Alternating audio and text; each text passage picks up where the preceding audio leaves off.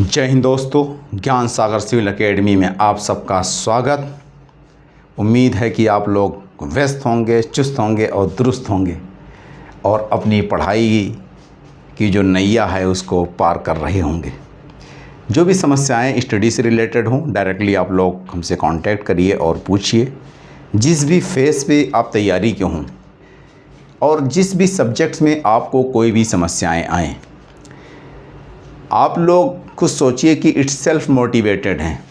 जो जनजी है, जो युवा है आज के समय का, वो बहुत ही हाईली सिंसियर है, बहुत ही ज़्यादा कॉन्शियस है। हम लोगों के टाइम पीरियड में युवा इस लेवल के कॉन्शियस नहीं हुआ करते थे और बहुत ही ज़्यादा अपने खेल कूद इधर उधर में मस्त हुआ करता था। बट आज के समय का जो युवा है वो अर्ली टाइम से ही अपने करियर के लिए बहुत ही ज़्यादा एग्रेसिव है और ये बहुत अच्छी बात है। स्टडी से रिलेटेड जो भी समस्या जिसको भी कहीं पे भी आए, आप लोग डायरेक्टली मुझसे कांटेक्ट करिए और बातें करिए। UPSC, UP PCS, Bihar PCS and south के भी जो एग्ज़ाम्स हों या वनडे जो एग्ज़ाम्स हैं जिसको हम कहते हैं, उससे रिलेटेड भी कोई समस्या, कोई बुक्स, कोई मैटर आप लोगों के समझ में ना आए तो डायरेक्टली कांटेक्ट करें। हमने लास्ट क्लासेस में इंडियन इकनॉमी के सीरीज़ में ग्रोथ और डेवलपमेंट प्रोग्रेस और उसका कंपैरिजन देखा था। उसी के सीक्वेंस में जो आज का हमारा टॉपिक है वो inclusive growth, one of the most important topic है। और पीटी, मेंस, वो सारे डायमेंशन से आप देखेंगे एग्ज़ाम में कहीं ना कहीं पूछा गया है, पूछा जाता रहेगा। इंक्लूसिव ग्रोथ में कुछ इंपॉर्टेंट पॉइंट्स हैं, हम आज वहाँ डिस्कस करेंगे और कंपैरिजन भी देखेंगे आपस में कि जो डेवलपमेंट है, economic growth, economic development, progress, inclusive growth, उन सब में क्या डिफरेंसेस हैं, क्या मतलब कि एक दूसरे से कैसे अंतर हैं। ठीक है, तो ये हमारा हो जाएगा थर्ड जो है, मतलब कि सब टॉपिक्स जो इकोनॉमिक ग्रोथ और डेवलपमेंट का जो चैप्टर हम अभी डिस्कस कर रहे हैं उसके ये थर्ड पार्ट्स हो जाएगा। कौन सा पार्ट है ये? Third part, that is called inclusive growth.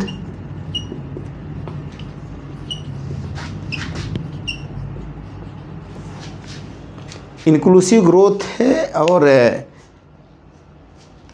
Economic development, इनका पहले हम कंपैरिजन देखते हैं।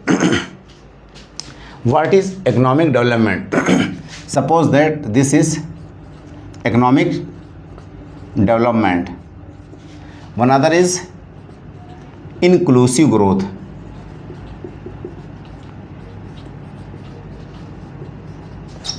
इकोनॉमिक डेवलपमेंट में हमने लास्ट क्लास में बताया था और एक पॉइंट और मैं मेंशन कर दूं, economic growth.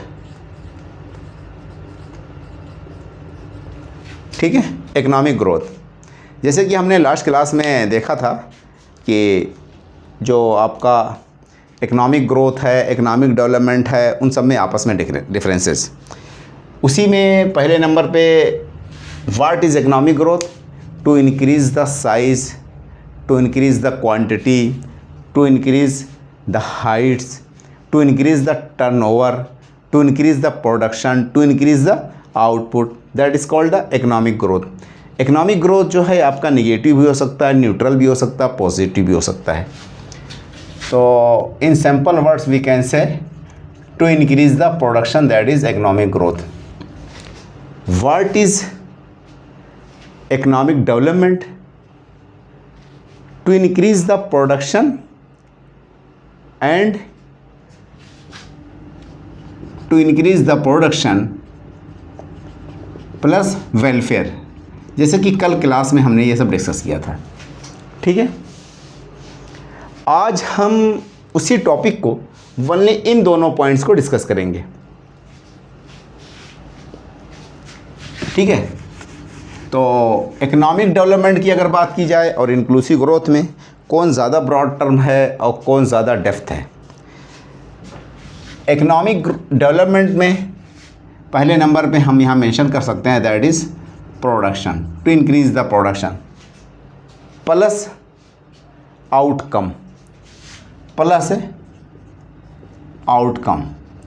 So economic development talks about increasing the production as well as achieving the target of welfare.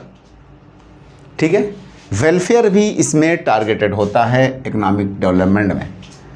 अब इंक्लूसिव ग्रोथ वो क्या है? This talks about the process plus outcome. What is outcome? What is objective? What is the end result of economic development? Outcome मतलब objective या ends. Economic development का end क्या है? To achieve the welfare. क्या है? To achieve the welfare of the people. यहाँ पे भी आपका आउटकम है, यानी एंड्स या ऑब्जेक्टिव। एंड्स या objective of inclusive growth is to achieve the welfare of the people, to improve the welfare of the people. But यहाँ पे एक वर्ड मैंने मेंशन किया, process. What is the process? ये बहुत इंपॉर्टेंट टॉपिक है। ठीक है, व्हाट इज द प्रोसेस?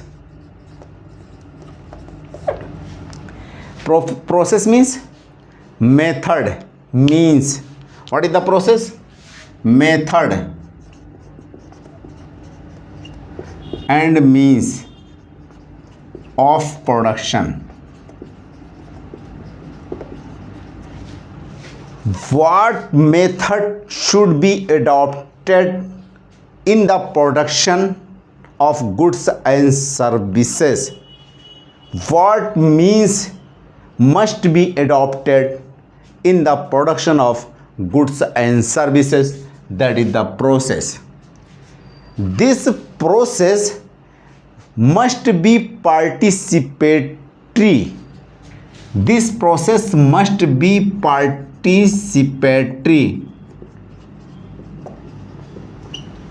किस चीज की पार्टिसिपेटरी?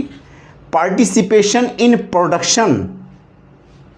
ठीक है, participation in production as well as participation in benefits. This is the outcome. Outcome means benefits. इसमें भी पार्टिसिपेशन होगा। That is inclusion, that is inclusive growth. तो इंक्लूसिव ग्रोथ में मैंने दो टर्म मेंशन किया, one is the process and other is the outcome. It is the combination of two terms, two aspects, two measures. One is process and other is the outcome. What production major should be adopted by the country that make the participation in the means of production and equal distribution of the benefits among the people। तो participation में, process में, यानी production level पे, process मतलब production level पे, इसको हम कह सकते हैं दैट इज प्रोडक्शन लेवल। यहाँ पे भी पार्टिसिपेशन होगा और जो बेनिफिट्स होगा, आउटकम मतलब बेनिफिट्स या वेलफेयर, उसमें तो पार्टिसिपेशन होगा ही होगा। ठीक है, ये दो पॉइंट्स हो गया। तो equality of the opportunities as well as participatory nature of the production and equal distributions of the benefits and the welfares among the people, that is called the inclusive growth। ठीक है, inclusive growth क्या है? Participation होगा production level पे, या methodology जो production का adopt किया जाएगा उसमें भी भागीदारी लोगों की होगी, और वेलफेयर में भी लोगों की भागीदारी होगी, यानी बेनिफिट्स भी इक्वली शेयर किया जाएगा लोगों के द्वारा। That is the inclusive growth. इसमें आप क्या देखेंगे? Economic development somehow to achieve the welfare. कैसे वेलफेयर को अचीव किया गया, क्या प्रोसीजर अडॉप्ट किया गया, क्या मेथड अडॉप्ट किया गया, इससे कोई लेना देना नहीं है। सम हाउ क्या है? Somehow to achieve the welfare that is the economic development. अब इकोनॉमिक डेवलपमेंट में मेनली क्या है, ये वेलफेयर यहाँ पे भी है, वेलफेयर यहाँ पे भी है। व्हाट इज द वेलफेयर, ये भी एक बात है ना कि what is the welfare, what is the welfare. Welfare is the redistributive measure, welfare that is redistributive measure. Redistributive measure मतलब कि गवर्नमेंट क्या करती है, रिसोर्सेस को अमीर से रिच लोगों से कलेक्ट करती है और वो डिस्ट्रीब्यूट करती है पुअर्स में। That is called redistributive measure. Welfare क्या है, रीडिस्ट्रीब्यूटिव मेजर्स है। और रीडिस्ट्रीब्यूटिव मेजर क्या है, to collect the resources from the richer later than to distribute these resources among the poor, that is called redistributive measure। क्या है, government collect the resources, to collect resources from rich and distribute them, यानी resources among the poor population. तो government क्या करती है कि resources को collect करती है अमीरों से और गरीबों में बांट देती है, जैसे taxation system, like taxation system. ठीक है, जितना ज़्यादा आपकी इनकम बढ़ेगी, प्रोग्रेसिव टैक्स, उतना ही ज़्यादा आपका टैक्स आप पे चार्ज किया जाएगा। ठीक है, अब देखिए एग्जाम्पल के तौर पे जो ये रीडिस्ट्रीब्यूटिव मेजर्स है उसका एग्जाम्पल अगर हम कोट करें तो हो जाएगा जैसे आपका सब्सिडीज़, क्या है, subsidies and welfare payments. Welfare payments, अब वेलफेयर पेमेंट्स क्या है, like pension, widow pension, unemployment pension. ठीक है, these are the subsidies. Old age pensions, these are the subsidies. Free बीज जो भी हैं, फ्री बीज जिसे कहा जाता है, scholarship, these are the subsidies. ठीक है, तो ये वेलफेयर पेमेंट, जैसे कि पेमेंट का मतलब वन साइडेड ट्रांसफ़र हो रहा मनी। ठीक है, तो window pension, old age pension, ठीक है, एंड जैसे कि मिड डे मील टाइप है जो भी स्कीम है, आप ये सारी की सारी इसमें वेलफेयर पेमेंट्स में आ जाएंगी। ठीक है, देखिए वेलफेयर ऑब्जेक्टिव या आउटकम पर्पस यहाँ पे भी है, वेलफेयर यहाँ पे भी है, बट यहाँ पे इंक्लूजन में आप देखेंगे कि पार्टिसिपेशन आपका प्रोसेस में होगा, यानी प्रोडक्शन लेवल में। ठीक है, यानी मीन्स जो साधन है जो अडॉप्ट किया जाएगा उसमें भी इक्वालिटी होगी, पार्टिसिपेशन होगा। और इस लेवल में भी आपका आउटकम यानी ऑब्जेक्टिव जो टारगेट है आपका वेलफेयर, उसमें भी पार्टिसिपेशन होगा, उसमें भी भागीदारी होगी, उसमें भी इंक्लूजन होगा। That is called the inclusive growth. ठीक है, अब इसी पॉइंट्स को हम आगे चलते हैं, देखते हैं। तो inclusive growth means development should be, ठीक है, should be the participatory in nature. What process of production should be adopted? An equitable share of the methods and procedure of the production, यानी participation in the production, and equitable share in the benefits, that is the inclusive growth। अब देखिए अगला सवाल हमारा क्या है, मान लेते हैं welfare payments, that is welfare यानी कि subsidies, subsidies and welfare payment. ठीक है, अब इसमें देखिए एक पॉइंट अगर मैं लिखूं यहाँ पे, इकोनॉमिक डेवलपमेंट एंड आपका इंक्लूसिव ग्रोथ, इंक्लूसिव ग्रोथ। अब देखिए इकोनॉमिक डेवलपमेंट में सब्सिडी और वेलफेयर ये दोनों दिए जाते हैं आपके, बट इसमें आपका इंक्लूसिव ग्रोथ में क्या इससे काम बन जाएगा आपका ओनली वेलफेयर पेमेंट से और सब्सिडी से, जैसे कि पेंशन हो गया, फीस हो गई, आपकी विडो पेंशन हो गया, ओल्ड एज पेंशन्स हो गया, ठीक है, ये सारे के सारे क्या इससे काम बन जाएगा? यही ओनली टारगेट होता है इसमें। अनएम्प्लॉयमेंट पेंशन है आपका, ओल्ड एज है, ठीक है, ये सारे के सारे वेलफेयर पेमेंट है। तो इंक्लूज़न में क्या ये ओनली है, ठीक है, सब्सिडीज़ एंड वेलफेयर पेमेंट। तो ये इकोनॉमिक डेवलपमेंट का तो टारगेट या आउटकम तो यही है आपका। इन फाइनल रिजल्ट क्या है? Subsidies and welfare. But inclusive growth की अगर बात की जाए तो इसमें ओनली वेलफेयर नहीं है, प्रोसीजर है। प्रोसीजर का मतलब कि जो प्रोडक्शन मेथड्स है उसमें भी पार्टिसिपेशन चाहिए। अब जो प्रोसीजर मेथड है उसमें पार्टिसिपेशन के लिए, इसका मतलब कि ये ब्रॉड टर्म है, ठीक है। तो subsidies and welfare payment no. क्यों नो? क्योंकि इसमें एक बंदे का पार्टिसिपेशन हर फेज़ में चाहिए डेवलपमेंट के, चाहे वो प्रोडक्शन का इनिशियल फेज़ हो, चाहे वो लास्ट में आउटपुट हो, हर फेज़ में इसको पार्टिसिपेशन चाहिए। इसका मतलब पार्टिसिपेशन के लिए क्या करना पड़ेगा? टू मेक द कैपेबल, ठीक है, टू मेक कैपेबल, यानी to generate the ability and capability, that in other words to generate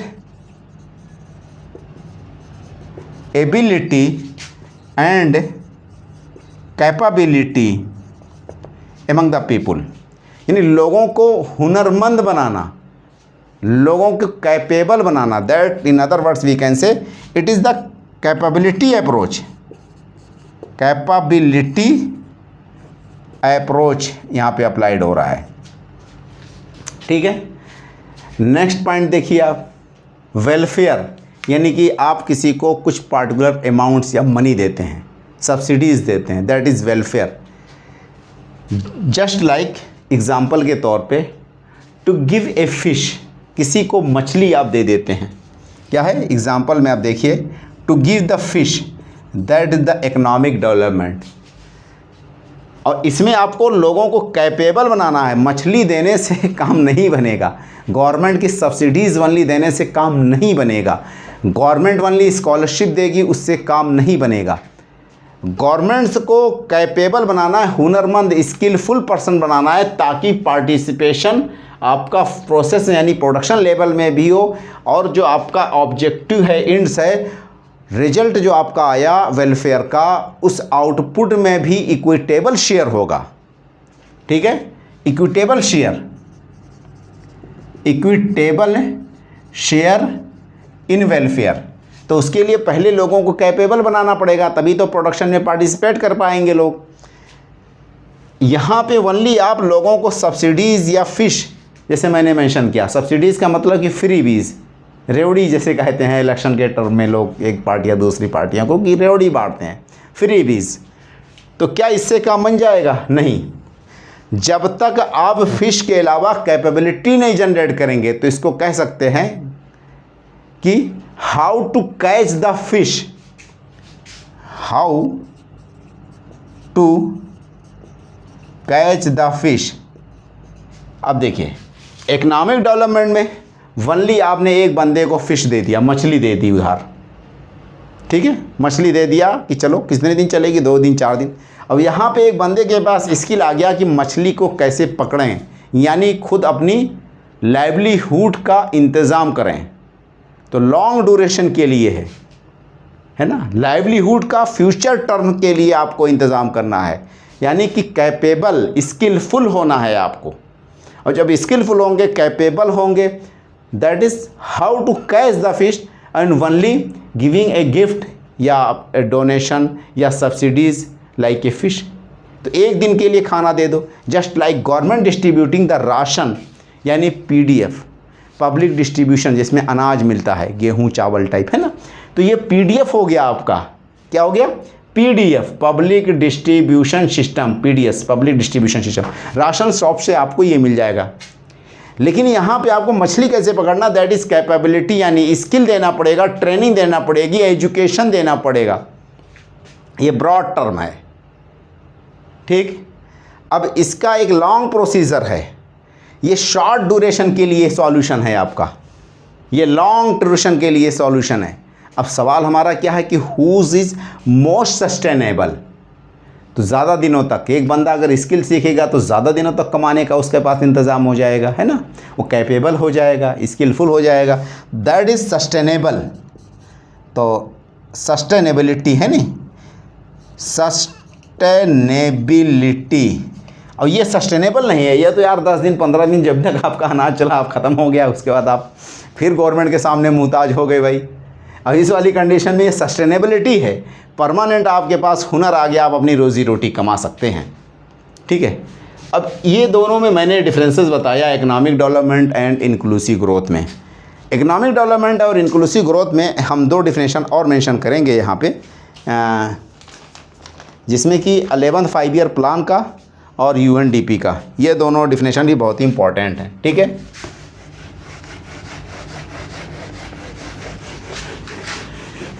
eleven 5 year plan जो है उसमें टाइटल भी था उसका इंक्लूसिव या इंक्लूजन का, इंक्लूसिव ग्रोथ का, ठीक है।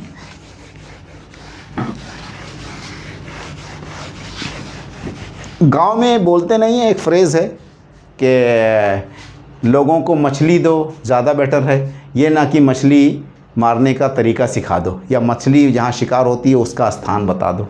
गांव में एक फ्रेज़ बोला जाता है ऐसे कॉमन, ठीक है, कि जहाँ मछली शिकार करते हैं वो स्थान लोगों को नहीं बताना चाहिए, कैसे मछली पकड़ी जाती है ये तरीका नहीं बताया जाता है, ओनली मछली लोगों को गिफ्ट कर दो, ये गांव में मसल बोलते हैं, ठीक है, दैट इज़ मुहावरा। अब देखिए 11th 5 ईयर प्लान का एक डिफिनेशन होगा, अगर मैं मेंशन करूँ इंक्लूसिव ग्रोथ के लिए, 11th 5 ईयर प्लान, ठीक है, वो ये है कि growth process which yield broad based benefit defines growth process which yields broad based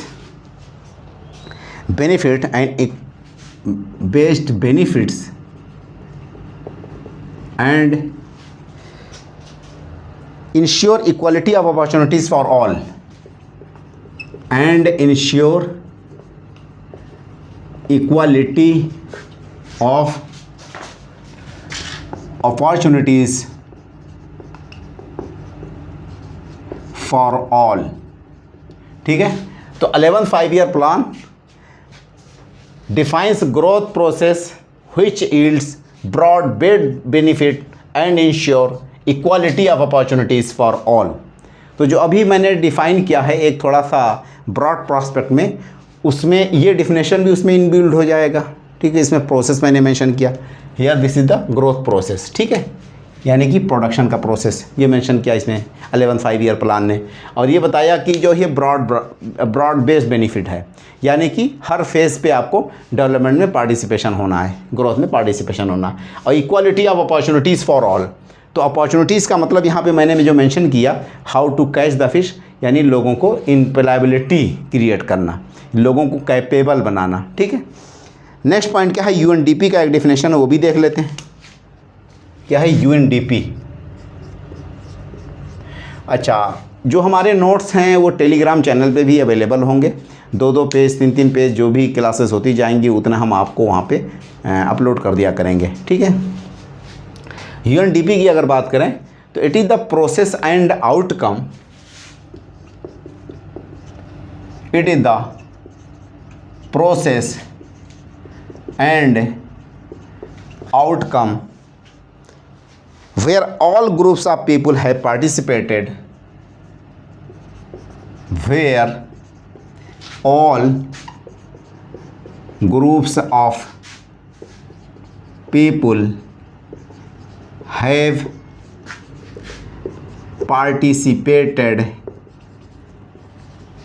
ठीक है, in the organization of growth, have participated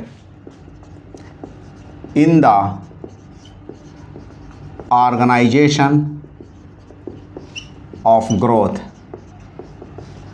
and have benefited equitably from it and have benefited equitably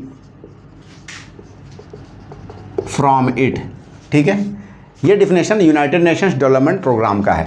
तो UNDP उसके अंतर्गत ये जो definition है inclusive growth का, that is it is the process and outcome. देखिए दोनों हो गया, प्रोडक्शन मेथड मेजर्स, ठीक है, और आउटकम यानी ऑब्जेक्टिव या welfare, where all groups of people have participated in the organisation of growth. Organisation of growth का मतलब कि ग्रोथ का जो मेथड प्रोसेस है, हर स्टेप पे लोगों का पार्टिसिपेशन है, सारे लोगों का, all peoples participated, all groups of people, and have benefited equitably from it. अब जो वेलफेयर आउटकम था उसमें भी लोगों का इक्वल शेयर, इक्वल भागीदारी हो रहा है। ठीक है, ये इंपॉर्टेंट डिफिनेशन है, इसको आप मगड कर जाइए, याद कर जाया करिए। जो भी डिफिनेशन में लिखाया करूँ एक या दो पॉइंट, वो समझिए कि बहुत ही पिक्यूलर डिफिनेशंस होते हैं, किसी संस्था के होते हैं, और वही डिफिनेशन आप रट लीजिए एग्ज़ाम हॉल में, उसको 2 वर्ड्स में पहले वो लिख दिया करिए, 2 लाइन। ठीक है, उसके बाद कुछ अपनी तरफ से जो लिखिए। ठीक, नेक्स्ट पॉइंट क्या है, it indicates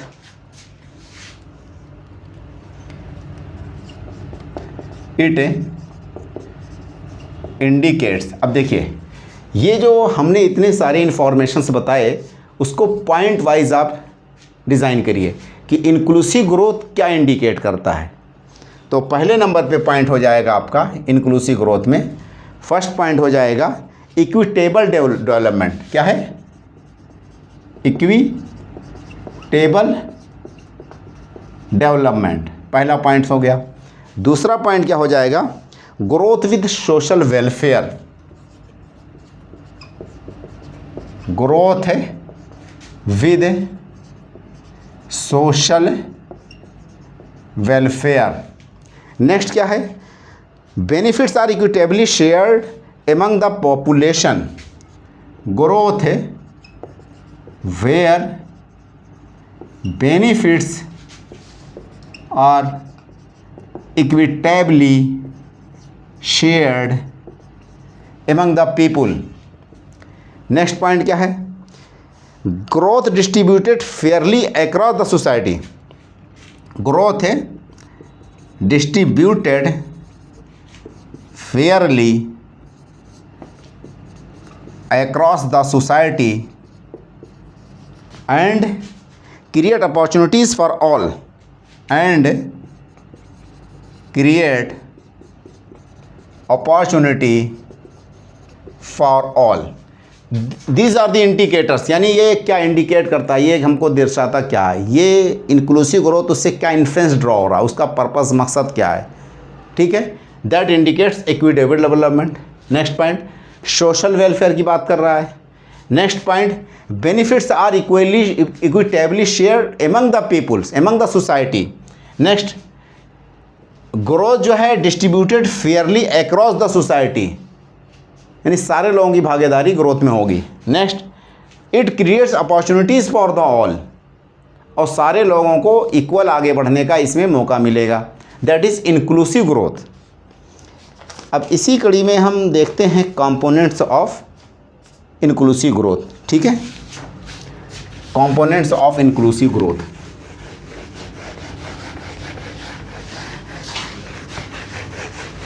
components of inclusive growth की अगर बात की जाए तो इसको हम 2 कंपोनेंट्स में डिवाइड कर सकते हैं, एक एम्प्लॉयमेंट जनरेशन और another one is employability.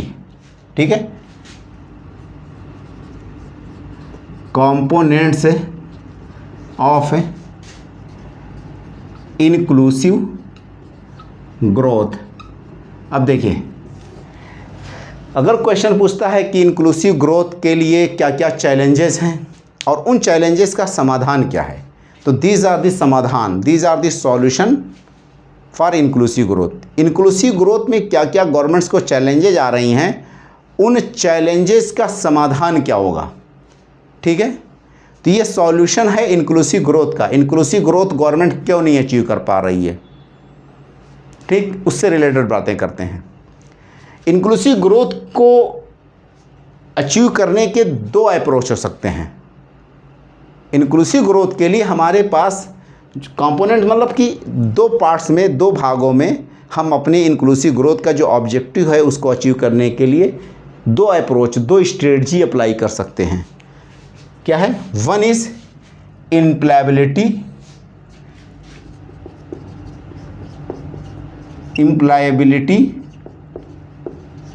another one is employment generation,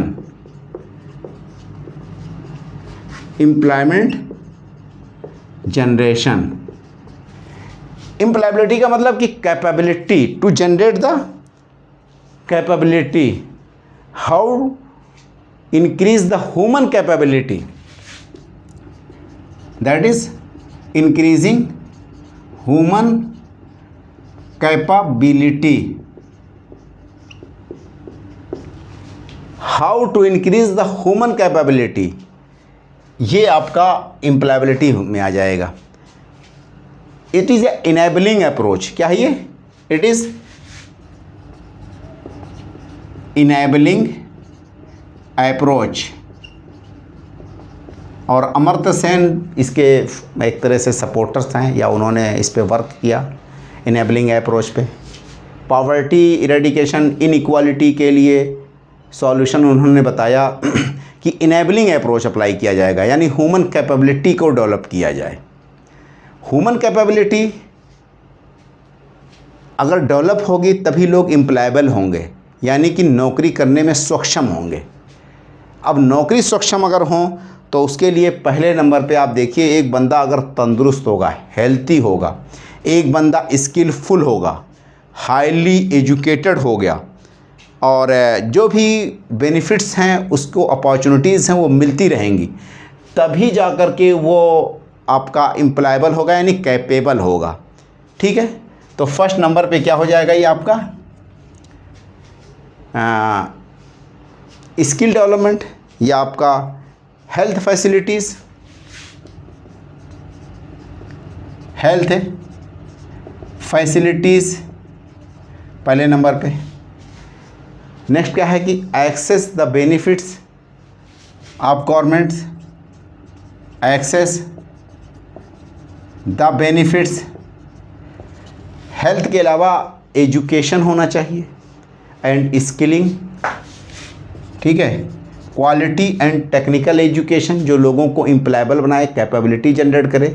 तो एजुकेशन एंड स्किलिंग, ट्रेनिंग, ठीक है, vocational training, access to basic amenities,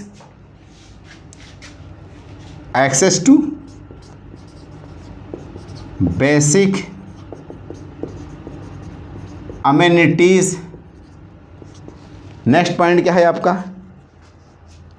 equal opportunities for all, equal opportunities for all. ठीक है, नेक्स्ट पॉइंट क्या है कि women empowerment, women empowerment. तो employability के लिए इतने सारे टेक्निक्स या टूल्स अडॉप्ट किए जाएंगे, यानी लोगों को कैपेबल बनाना है।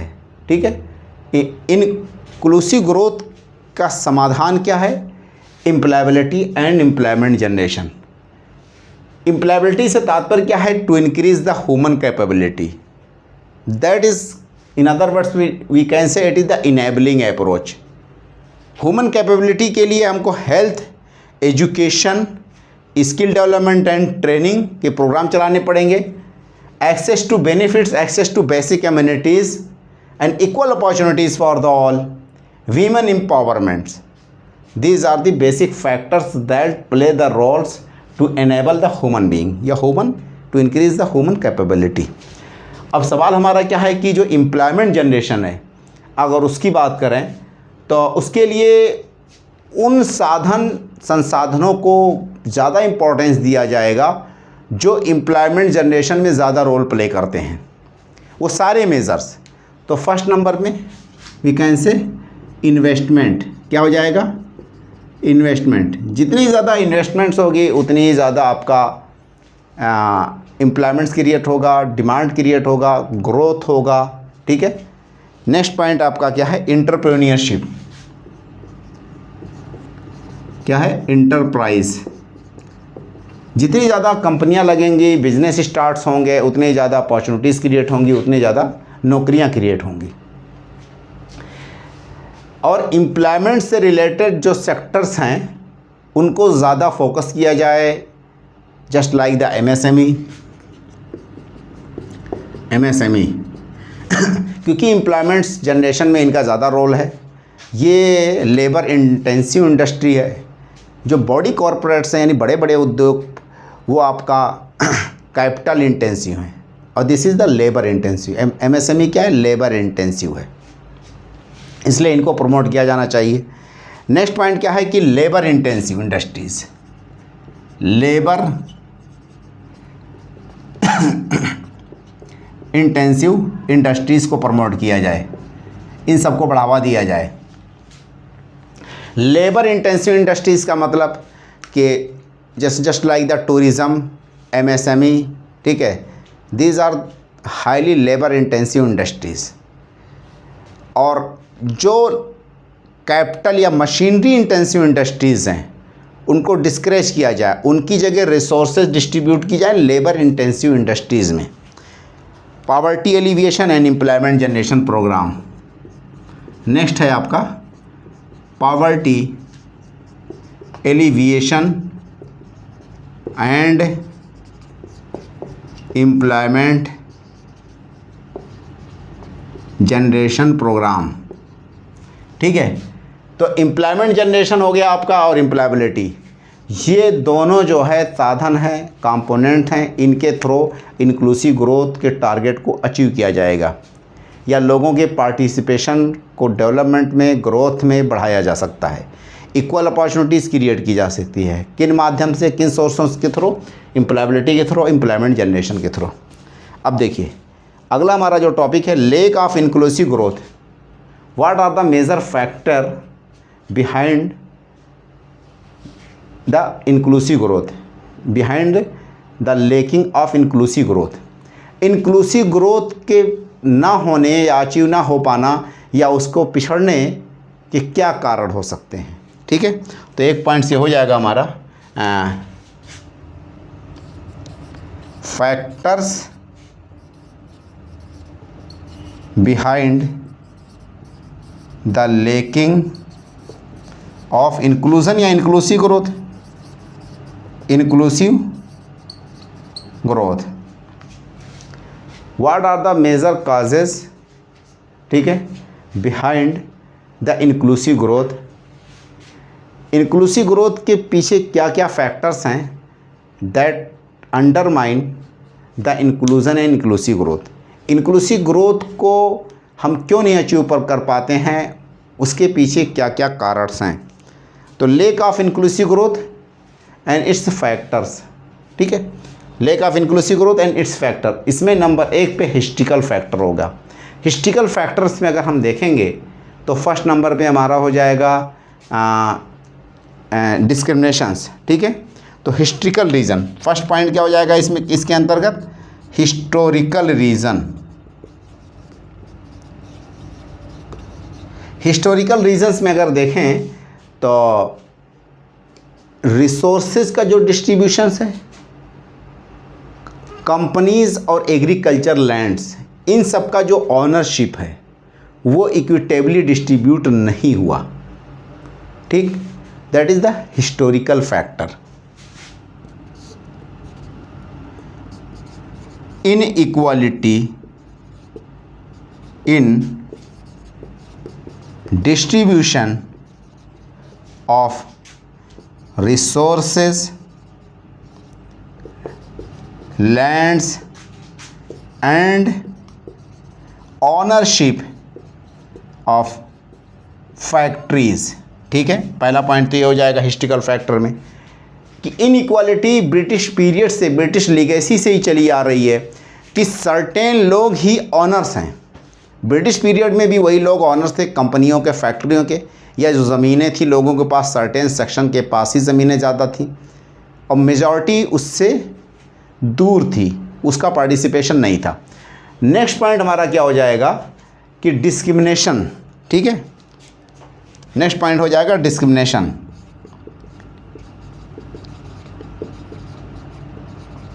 अब जो डिस्क्रिमिनेशंस है ये क्या है कि affected to access opportunities, education and employment and health. तो discrimination affects to access the education, employment, health and equal opportunities. तो डिस्क्रिमिनेशन के कारण भी लोग पीछे हैं, यानी भेदभाव। लोगों को इक्वल हेल्थ, एजुकेशन, एम्प्लॉयमेंट नहीं मिला, जिसके कारण सर्टेन सेक्शन पीछे है। नेक्स्ट पॉइंट इसमें हो जाएगा आपका हिस्टोरिकल रीजन में सोशल एक्सक्लूज़न। सोशल एक्सक्लूज़न का मतलब कि certain section of the society is marginalised since immemorial periods of time. हमारे समाज का कुछ हिस्सा, कुछ वर्ग ऐसा है जो पता नहीं कब से सोशली एक्सक्लूडेड है, समाज में उसके साथ अनटचेबिलिटी, डिस्क्रिमिनेशन, भेदभाव चला आ रहा है। तो social exclusion led to the marginalisation of certain वर्ग, सर्टेन सेक्शन, मार्जिनलाइजेशन। और जो मार्जिनलाइजेशन होगा यानी उनको हम अलग कर दिए, अलगाव कर दिए, दैट मेक डिप्राइव्ड, ठीक है, in opportunities, in privileges of specific section. तो deprivation, it led to the deprivation. कुछ सेक्शन जो है डिप्राइव्ड हो गया, वो महरूम हो गया, वंचित हो गया रिसोर्सेज से, कारोबार से, जॉब से में। जैसे मान के चलिए एक पार्टिकुलर कास्ट का अगर बंदा है, अगर वो कोई समोसे की दुकान खोलता है तो लोग उसकी दुकान से समोसा नहीं खाएंगे, क्योंकि अनटचेबिलिटी उसके पीछे जुड़ी रहेगी।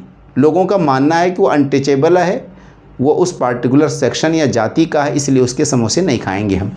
या अगर वो बर्तन छू लेता है, कोई मटका या कुछ भी ऐसा, तो उसको मार दिया जाता है, जैसे राजस्थान में हुआ था स्कूल में। तो these are the social exclusive factors या social exclusion that make the marginalisation of certain sections of the society. It deprived, ये मार्जिनलाइज क्या करता है, डिप्राइवेशन करता है, डिप्राइव्ड करता है, पुअर बनाता है, लोगों को अनएम्प्लॉयड हो कर देता है सर्टेन सेक्शंस को। और उसके कारण finally that affecting the opportunities, affecting the opportunities. जो अपॉर्चुनिटीज़ हैं वो उनको प्रॉपर नहीं मिल पाएंगे, जिसके कारण वो अपना ग्रोथ नहीं कर सकते, उनका डेवलपमेंट नहीं हो सकता। और जब डिप्राइव्ड कर दिए गए यानी महरूम, वंचित कर दिए जाएंगे चीज़ों से, रिसोर्सेज से, कारोबार से, जॉब से, तो इसका मतलब फाइनली वो अपॉर्चुनिटीज़ से दूर कर दिए जाते हैं। नेक्स्ट पॉइंट क्या है कि जेंडर इनइक्वालिटी। तो ये हमारा फर्स्ट पॉइंट हो गया हिस्टोरिकल रीज़न, और हिस्टोरिकल रीज़न में हमने सारे पॉइंट्स मेंशन कर दिए।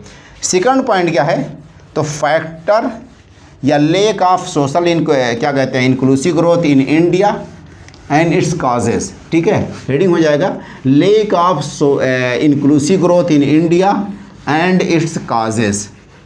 ठीक है, इसके काजेस क्या हैं, तो पहला पॉइंट हो गया हिस्टोरिकल फैक्टर। दूसरा आपका क्या हो जाएगा, जेंडर इनइक्वालिटी। क्या है, जेंडर इनइक्वालिटी। जेंडर इनइक्वालिटी की अगर बात की जाए, female are always deemed as a subordinate to the male counterpart in our society. तो फीमेल आर अंडरमाइन या deemed as a subordinate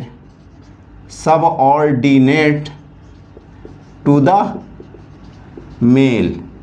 mail से हमेशा फीमेल को उनका सबऑर्डिनेट माना जाता है, उनको तुच्छ दर्जे की वरीयता दी जाती है, ठीक है, फीमेल को। तो female are subordinate to the male in our society, पहला point. Female are the last to eat in the family in the kitchen, due to that they are suffering the issue of malnourish. Mostly anaemia के cases female के होते हैं, बीमारियां unnecessary बहुत सारी female को होती। कारण क्या है कि वो फैमिली में सबसे आखिर में खाना खाती हैं जो बचा कुचा होता है, जिसके कारण वो प्रॉपर न्यूट्रिशन, उनको फूड इंटेक न्यूट्रिशन इंटेक नहीं मिल पाता। तो they are the last to eat in the family, due to that they are the suffering the problems of the malnutrition, particularly the anaemia, क्या कहते हैं anaemia, यानी कि खून में आयरन की या फोलिक एसिड की कमी हो जाती है। नेक्स्ट पॉइंट क्या है कि इनफॉर्मल एम्प्लॉयमेंट, अगला पॉइंट हो जाएगा large scale informal employment. Large scale informal employment in our society. अब इनफॉर्मल का मतलब क्या हुआ कि जैसे जो रजिस्टर्ड नहीं होते हैं, जिनका मतलब कि जो एचआर के रजिस्टर में उनका प्रॉपर रिकॉर्ड लेबर का मेंशन नहीं होता है। इंडिया की कॉन्टेक्स्ट में अगर हम इनफॉर्मल जॉब्स की बात की जाए तो 94% इंडिया में जो लेबरर हैं वो इनफॉर्मल वर्कर हैं। कितना, how much, 94% of labourer in case of India are informal worker, पहला पॉइंट। दूसरा पॉइंट क्या है, जो इनफॉर्मल लेबर है, एम्प्लॉयमेंट से हेयर इशू क्या होती है, प्रॉब्लम्स क्या होती है, इश्यूज़ क्या है, नंबर 1 में जॉब इनसिक्योरिटी, कभी भी आपके ले ऑफ कर दिए जा सकते हैं, रिट्रेंचमेंट हो सकता है इनका, यानी हायर फायर होते रहते हैं, पहला पॉइंट। सोशल सिक्योरिटी जो है वो भी उनको नहीं मिलती, ठीक है, issue of social securities, social security, veg gap, ये सारी की सारी समस्याएं फॉर्मल या जो इनफॉर्मल वर्कर्स होते हैं उनको फेस करनी पड़ती हैं। और इंडिया में ये समस्याएं फेस करने वालों की जनसंख्या कितनी है, अप्रोक्सीमेटली 94% है। इसका सॉल्यूशन क्या है, इसका सॉल्यूशन आपका क्या है, लिविंग वेज। क्या है, लिविंग वेज। लिविंग वेज क्या है, article 43 under DPSP directive principle of state policy में क्या है, article 3 to ensure the living wages, क्या है, talks about the living wages and decent life, क्या है, decent life. Article 43 under DPSP, ठीक है, describe the living wages and decent life, यानी स्टेट की, यानी गवर्नमेंट की, स्टेट की, कंट्री या स्टेट जो भी कहिए, उसकी रिस्पॉन्सिबिलिटी है कि लिविंग वेजेस को इंश्योर करे और लोगों को डिसेंट लाइफ प्रोवाइड किया जाए इस आर्टिकल के अंतर्गत। अब सवाल हमारा ये है कि ये वेजेस जो हैं उसको हम अगर कैटेगराइज करेंगे तो क्या क्या हो सकते हैं। वेजेस को हम पेमेंट के आधार पे, जो आपकी लाइफ है, लाइवलीहुड्स के आधार पे, लग्जरीनेस के आधार पे 3 कैटेगरी में में डिवाइड कर सकते हैं। बेसिक, मिनिमम वेज,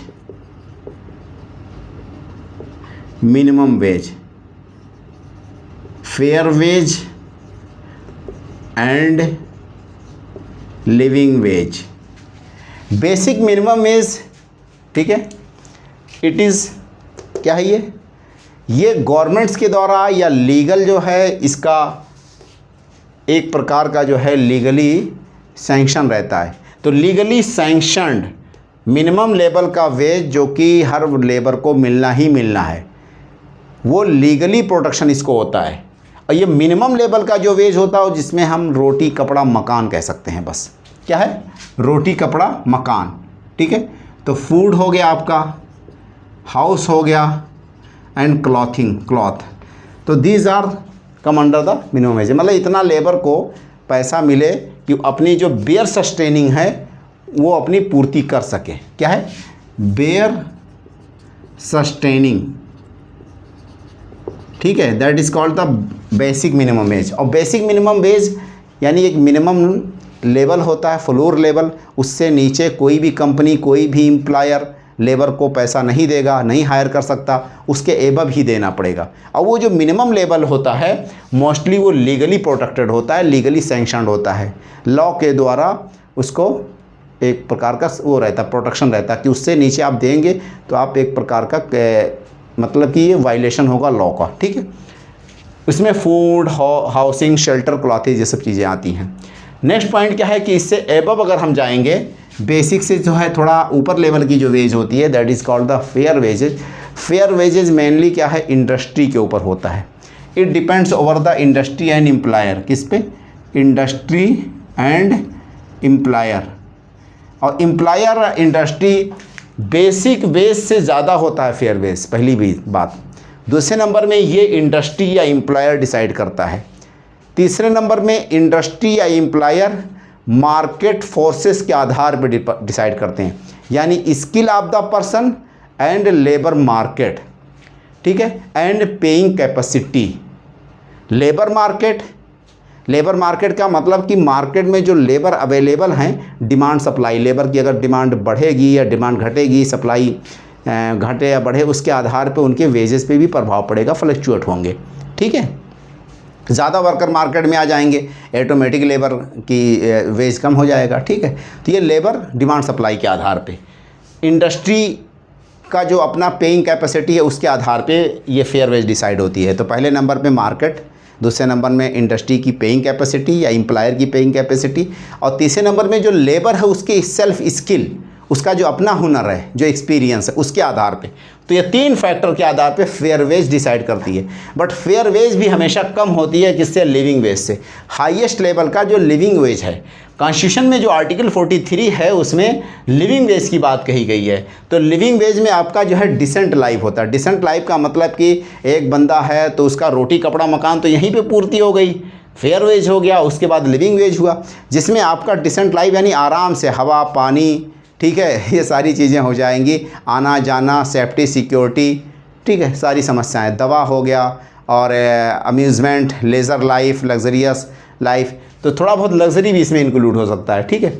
और रेस्ट हो गया, जैसे कि हॉलीडे लीव यानी प्रिविलेज लीव भी मिलेगा इनको, ठीक है। ये जैसे आप जॉब करते करते सर्टेन पीरियड के बाद आपको फैक्ट्री क्या करती है, कुछ दिनों के लिए छुट्टी देती है बट आपकी तनख्वाह नहीं काटती, that is called privilege leave, ठीक है। तो प्रिविलेज लीव यानी कि हॉलीडेज विद पेमेंट, ये भी इसमें इंक्लूड रहता है। उसके अलावा पर्क्स बहुत सारे देते हैं, जैसे गाड़ी हो गया, बंगला हो गया, रहने का हो गया, खाना हो गया, कैंटीन हो गया, शाम के टाइम चाय हो गया।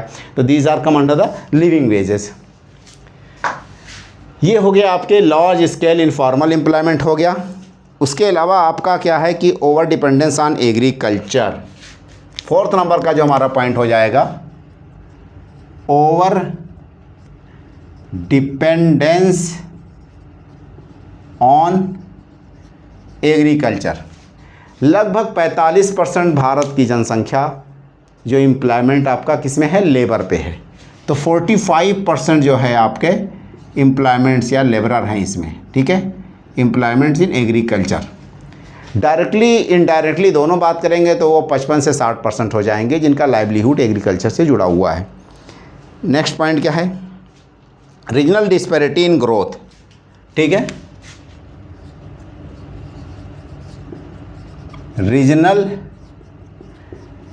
Disparity in growth. Regional disparity in growth का मतलब कि कुछ एरियाज़ हाईली रिच हैं, हाईली मतलब कि वेरी प्रॉस्परस हैं, और कुछ एरियाज़ जो है बहुत ही ज़्यादा बैकवर्ड्स हैं। जैसे कि ग्रीन रेवोल्यूशन, ठीक है, ग्रीन रेवोल्यूशन ने क्या किया था, वनली आपका western India, sorry north west India यानी Punjab Haryana, north west India उसको बेनिफिट दिया, जिसमें आपका Punjab Haryana and west UP इन एरियाज़ को फ़ायदा मिला।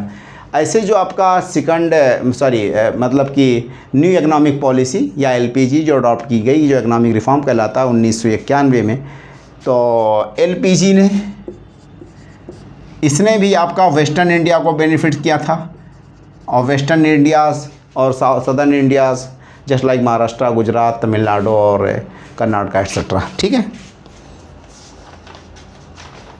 नेक्स्ट पॉइंट क्या है कि ग्लोबलाइजेशन, ग्लोबलाइजेशन भी इसी में आ जाएगा, वो भी सेम चीज़ें हैं कि कुछ एलपीजी या ग्लोबलाइजेशन ने वेस्टर्न इंडिया को फ़ायदा दिया और कुछ पर्टिकुलर सेक्शंस को ही फ़ायदे मिले थे इसमें, ठीक है। तो 6 पॉइंट क्या हो जाएगा आपका, ग्लोबलाइजेशन। और जो बड़े बड़े सिटीज़ हैं वही स्टेट से मेनली बेनिफिटेड हुए थे, और रिच और पुअर का गैप बढ़ गया था इसमें, ठीक है, increasing the gap between the rich and poor. तो increasing gap between rich and poor. और जो आपका वेस्टर्न इंडिया, सदर्न इंडिया है वो बहुत ही ज़्यादा प्रॉस्परस हो गए। जो आपका ईस्टर्न इंडिया, सेंट्रल इंडिया है वो स्टेट आपके बहुत ही ज़्यादा बैकवर्ड होते चले गए ग्लोबलाइजेशन के कारण, क्योंकि इन्वेस्टमेंट मेनली उन्हीं एरियाज़ में आए, नई फैक्ट्रियाँ, नए प्लांट्स उन्हीं एरियाज़ में इस्टेब्लिश हुई थी। नेक्स्ट पॉइंट क्या है कि जॉबलेस ग्रोथ है, ये भी एक फैक्टर हमारे यहाँ है। जॉबलेस ग्रोथ, जॉबलेस ग्रोथ की अगर बात की जाए तो मोस्टली हमारे यहाँ क्या है कि कैपिटल इंटेंसिव इंडस्ट्रीज़ हैं। कैपिटल का मतलब यहाँ पे इन्वेस्टमेंट या पूंजी नहीं है, कैपिटल का मतलब मशीनरी, मशीनरी आधारित इन्वेस्टमेंट हमारे यहाँ है, ठीक है। कैपिटल इंटेंसिव यानी मशीनरी आधारित इन्वेस्टमेंट है, मशीनरी आधारित फैक्ट्रियाँ हैं। वह फैक्ट्रियाँ जहाँ पे लेबर या मैनुअल लेबर की ज़रूरत कम पड़ती है, वो फैक्ट्रियाँ बहुतायत हैं, बहुत ज़्यादा उनकी जनसंख्या है। और जो लेबर इंटेंसिव इंडस्ट्रीज है, जैसे एमएसएमई हो गया आपका, स्टार्टअप, छोटी छोटी कंपनियां आपका, जैसे कि आपका होटल है, टूरिज़्म है, ये सब बहुत कम है हमारे यहाँ, उतना ज़्यादा स्ट्रॉन्ग नहीं है। तो जिसके कारण जॉबलेस ग्रोथ भी एक फैक्टर है हमारे यहाँ, और इंक्लूज़न में या इंक्लूसिव ग्रोथ के लिए फैक्टर है। गवर्नमेंट इनएफिशिएंसी अगला पॉइंट हमारा हो जाएगा आपका 8वां point, government inefficiency. Government inefficiency की अगर बात की जाए तो जैसे आपका corruption, maladministration and red tapism, ठीक है, क्या है, corruption, maladministration and red tapism, तो दीज आर दी फैक्टर्स, ठीक है। गवर्नमेंट इनएफिशिएंसी मतलब कि गवर्नमेंट कैपेबल नहीं है, बहुत सारे आपके समस्याएं हैं गवर्नेंस में, तो बैड गवर्नेंस से रिलेटेड जो समस्याएं हैं। गुड गवर्नेंस मतलब कि से जो अगेंस्ट में चीज़ें हैं वो भी यहाँ पे परसिस्ट करती हैं, एग्जिस्ट करती हैं, वो भी एक फैक्टर है। सोशियो कल्चरल फैक्टर क्या है, बहुत इंपॉर्टेंट फैक्टर है, दैट इज़ 8 के बाद 9वां पॉइंट हो जाएगा, socio cultural factor. Socio cultural factors में values, traditions discourage social and economic mobilities, क्या है, ये बहुत इंपॉर्टेंट पॉइंट है। Values and culture discourages the social and economic mobility. Values and culture discourages the socio economic mobility. अब सवाल क्या है कि ये कल्चर और सोसाइटी में जो प्रैक्टिसेस हैं, ट्रेंड्स हैं, ट्रेडिशंस हैं, रिवायतें हैं, कैसे वो हमारे सोशल मोबिलिटी में बात हैं, ठीक है। देखिए, what is the social mobility, what is the economic mobility, पहले ये जान लें क्या है social mobility and economic mobility. Social mobility, social mobility का मतलब जैसे एक सीढ़ी है, क्या है, एक सीढ़ी है, अब उस सीढ़ी पे एक बंदा निचले लेबर पे पायदान पे खड़ा हुआ है। जब उसका सोशल मोबिलिटी होगा तो निचले पायदान से ऊपर जा सकता है और उससे सबसे हाईएस्ट रैंक पे जा सकता है। Suppose that SC and ST, OBC and unreserved, ठीक है। तो देखिए SC ST जब इनका सोशल रिकग्निशन अगर बढ़ जाए तो ये OBC के इक्वल जा सकते हैं और मतलब सीढ़ी जो लैडर है, सीढ़ी है, उससे ऊपर जा सकते हैं और इससे अगर फर्दर ये ऊपर जा सकते हैं। अगर इनका सोशल स्ट्रक्चर डाउन हो जाए तो अनरिजर्व वाले आपके मिडिल ऑर्डर में आ सकते हैं और मिडिल ऑर्डर वाले आपका SC ST कैटेगरी में जा सकते हैं। That is called the social mobility. यानी एक क्लास से, एक सोसाइटी के एक स्टेटा से आप दूसरे स्टेटा में क्रॉस कर जाएं, एक लेवल से दूसरे लेवल में क्रॉस कर जाएं। That is the social mobility. Society का जो एक स्टेटा है, किस कॉन्टेक्स्ट में बातें चल रही है? Self respect, image, social affiliation and recognition. ठीक है, उसके आधार पे समाज में आपको रेस्पेक्ट के आधार पे, समाज में आपका जो रिकग्निशन है उसके आधार पे, वो आपको एक क्लास से दूसरे क्लास में आपको रिकग्नाइज़ किया जाने लगे या उतनी इंपॉर्टेंस दी जाने लगी। That is the social mobility. Upward social mobility, downward social mobility. तो ये देखिए आपका values and culture that discourage the social mobility. Values and culture का मतलब कि हमारे समाज में जो आपके ट्रेडिशंस हैं, जो आपका धर्म है, जो आपके कल्चर कस्टम्स हैं, वो सारे के सारे समाज को ऐसे जकड़ रखे हैं कि लोग उससे फुल्ली आज़ाद नहीं हो सकते। जो जिस कास्ट में बर्थ लेता है उसी में मैरिज करेगा, उसी में ही उसको पलना बढ़ना है और उसी क्लास के ऑर्डर में रह जाएगा, चाहे वो कितना भी पैसा कमा ले, कितना भी ज़्यादा वो गुडविल वाला हो, कितनी क्वालिटेटिव पर्सन्स हो। ठीक है, that is called the social mobility. तो उसी में जकड़ा हुआ कॉन्स्टेंट है। Another one is the economic mobility. क्या हो जाएगा? Economic mobility. इकोनॉमिक मोबिलिटी का मतलब कि एक क्लास से आप दूसरी क्लास में चले जाएं। सपोज दैट आपका अपर क्लास, मिडिल ऑर्डर, ठीक है, मिडिल, लोअर क्लास, यानी इकोनॉमिक पॉइंट से, per capita income, standard of living के पॉइंट ऑफ व्यू से अगर आप लोअर में हैं तो लोअर से ज़्यादा पैसे कमा लें, आपके रहने खाने, बच्चों को पढ़ाने के कारण अच्छा पैसा आप कमा लें, सेविंग अच्छी हो, इन्वेस्टमेंट अच्छा हो, तो आप मिडिल ऑर्डर में चले जाएंगे, मिडिल ऑर्डर सोसाइटी का हिस्सा बन जाएंगे। और आप अच्छा और पैसा, गाड़ी, बंगला, घर, शहरों में एक पॉश कॉलोनीज़ में रहना शुरू कर दें। That is the upper caste या अपर क्लास में आप क्रॉस कर जाएंगे। तो ये किस पे है? इकोनॉमिक पे है। इकोनॉमिक मोबिलिटी का मतलब economic income, employments, education, skill, इसके आधार पे एक क्लास से दूसरे क्लास में आप शिफ्ट हो जाते हैं। या आपका इनकम कम हो गया, ठीक है, या आप बीमार पड़ गए, आपकी जॉब चली गई, कुछ भी फैक्टर हो जिसके कारण एक क्लास से दूसरे क्लास में डाउनवर्ड सोशल मोबिलिटी हो जाएगा ना। Downward economic mobility, upward economic mobility, downward economic mobility. ठीक है, तो ये हमारे यहाँ देखिए values and culture discourage the socio economic mobility. जो जिस जगह पैदा हो गया, जहाँ रह गया, उसको पूरी नस्ल, कई नस्ल उसको लेबर ही रहना है। जो ब्यूरोक्रेट्स है उसको कई नस्ल ब्यूरोक्रेट्स रहती है। जो प्रोफेसर है यूनिवर्सिटी में, उसकी 4-4-5-5 नस्ल ही आज के टाइम पे प्रोफेसर बनती जा रही है।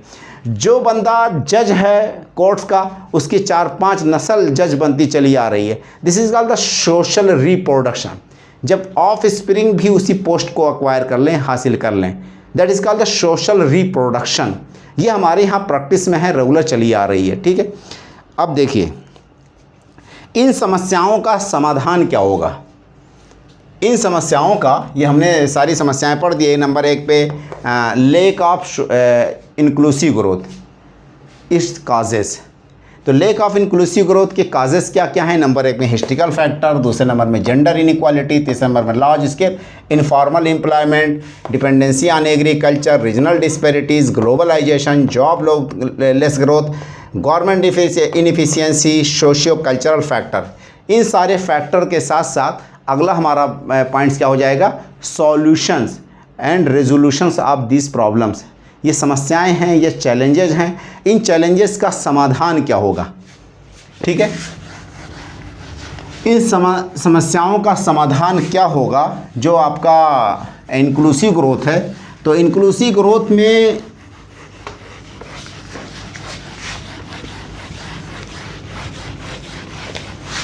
देखिए फर्स्ट नंबर में हमारा क्या हो जाएगा, सॉल्यूशंस ऑफ दिस प्रॉब्लम्स।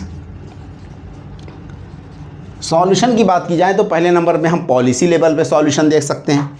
क्या है, पॉलिसी।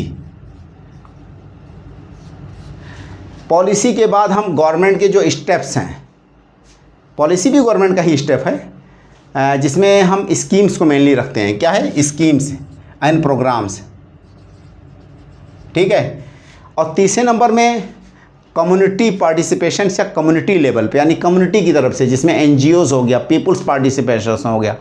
इन समस्याओं के समाधान के लिए पीपुल का क्या भागीदारी होगा, दैट इज़ कम्युनिटी लेवल पे, ठीक है। ये तीन आधार हैं किसी भी सॉल्यूशन के, ठीक है।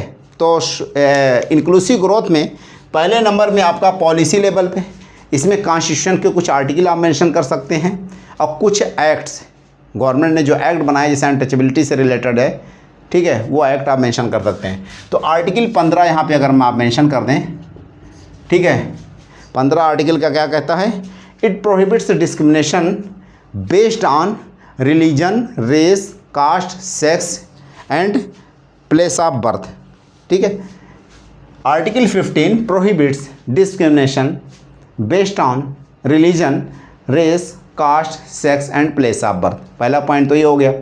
दूसरे नंबर में आर्टिकल 15 का जो 3 है, 3 नंबर का, ठीक है, वो आपका कुछ पॉजिटिव डिस्क्रिमिनेशन की बात करता है, यानी कि वीमेन या जो वल्नरेबल सेक्शंस ऑफ सोसाइटी, जैसे वीमेन और चिल्ड्रन, तो उनके एडवांसमेंट्स के लिए, ठीक है, उनके एडवांस के लिए मतलब श्योरिटी, उनके एडवांसमेंट के लिए, उनके डेवलपमेंट्स के लिए एजुकेशन और रिजर्वेशन की बातें करता है, ठीक है।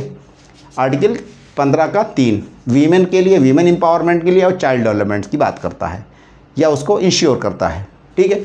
अब हम बात करते हैं आर्टिकल 16।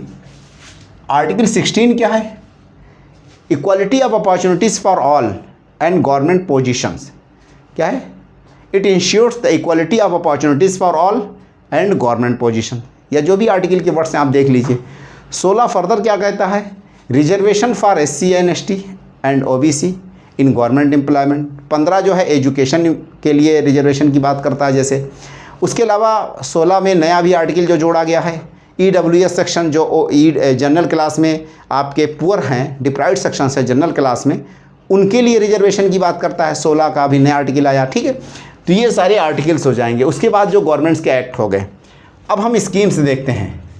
तो फाइनेंशियल इंक्लूजन के लिए कौन सी स्कीम गवर्नमेंट ने लॉन्च की थी, जनधन योजना। क्या हो जाएगा, जनधन योजना, पहला पॉइंट। दूसरे नंबर में आपका MG नरेगा, MG राम जी करके नया अभी कुछ हो गया वो, बट पुराना ही रखते हैं अभी, MG नरेगा, बाद में याद करना पड़ेगा उसको कि क्या है भाई वो। तीसरे नंबर में आपका लखपति दीदी यानी कि SHG की अगर बात की जाए, ये स्कीम इसमें लिख सकते हैं आप लखपति दीदी योजना या SHG। उसके अलावा आप इसमें PM उज्ज्वला योजना, PM आवास, ठीक है, PM उज्ज्वला योजना, PM आवास एंड स्किल इंडिया मिशन। क्या है, skill India mission. Next point क्या है आपका, स्किल इंडिया मिशन के बाद बेटी बचाओ बेटी पढ़ाओ, बेटी बचाओ बेटी पढ़ाओ, बेटी बचाओ बेटी पढ़ाओ। उसके अलावा PM किसान, ठीक है, क्या PM किसान, स्टार्टअप इंडिया, ये सारी स्कीम आ जाएंगी, PM किसान एंड स्टार्टअप इंडिया। अगला पॉइंट हमारा क्या है, कम्युनिटी लेवल पे इंक्लूसिव ग्रोथ को कैसे कम्युनिटी के तौर से कैसे उसको प्रमोट किया जाए, जो भी चैलेंजेज हैं, प्रॉब्लम्स हैं, उसका सॉल्यूशन कम्युनिटी लेवल पे। तो जो भी सोशल लेवल पे एस्पेक्ट्स हैं वो आपका कम्युनिटी लेवल पे ऑटोमेटिक अचीव हो जाएंगे। जैसे सोशल डिस्क्रिमिनेशन से रिलेटेड अनटचेबिलिटी हो गया, भेदभाव हो गया, ठीक है, वो सारे के सारे इस लेवल पे आ जाएंगे, ठीक है। तो जितने भी सोशल कास्टिज़म, कम्युनलिज़म, रीजनलिज़म, जितने भी सोशल अनरेस्ट से रिलेटेड समस्याएं हैं वो सारे के सारे इसमें आ जाएंगे, ठीक है, कम्युनिटी लेवल के पार्टिसिपेशंस में जो भी डिस्क्रिमिनेशंस हैं। सारे डिस्क्रिमिनेशंस को आप सोशल लेवल पे जितना भी है, जैसे कम्युनलिज़म हो गया, कास्टिज़म हो गया, आपका रीजनलिज़म हो गया, ठीक है, वो सारे के सारे इसमें हो जाएंगे। दूसरे नंबर में एनजीओज़ वगैरह का participations, peoples participation and NGO, उसके थ्रू भी इसको प्रमोट किया जा सकता है। सॉफ्ट स्किल से एनजीओ बहुत सारी सिखाती हैं। अब इकोनॉमिक लेवल में, कम्युनिटी लेवल पे देखा जाए, जैसे आपका भूदान हो गया, ग्रामदान हो गया, ये सब क्या था, भूदान, ग्रामदान, ठीक है, ये मूवमेंट चले थे पहले, ठीक है, भूदान एंड ग्रामदान, ये सारे के सारे इसमें हो जाएंगे आपका कम्युनिटी लेवल के पार्टिसिपेशंस में।